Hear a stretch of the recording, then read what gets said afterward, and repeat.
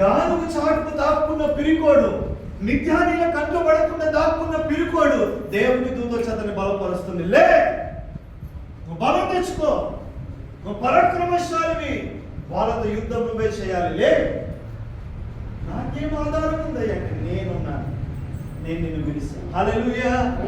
నేను నిన్ను పిలిచిన.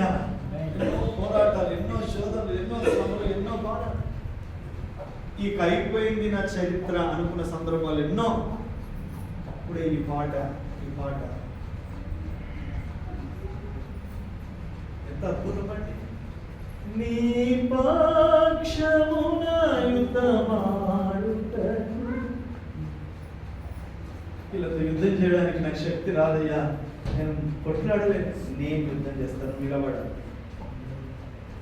ఆయన పిలుచుకుంటే అలాంటి కార్యాలు జరుగుతాయి. అప్పుడు గిద్యోను ఏమంటున్నాడు, కిందికి చూడండి.